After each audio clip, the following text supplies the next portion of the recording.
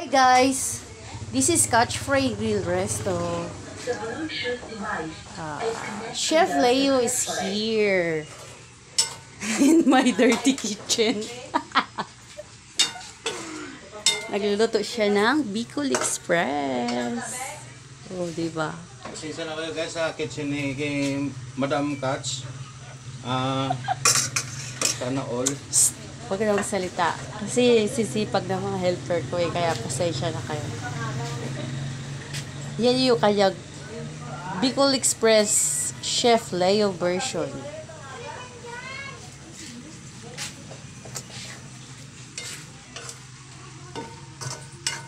Pa-cute to. Guys, please support. Sa hindi pa pala sa dumaan lang sa channel ni Madam Catch Fry. Please share, like, and subscribe. And then also my YouTube channel, Chef Leo Vlog. Okay guys, ito na, medyo okay na po siya. So ilagay na natin yung sili na walang anghang. Sili na walang anghang. So ayan guys, i-reduce na natin yung sauce niya after a few minutes, and then i-add natin yung string beans. So update na lang guys.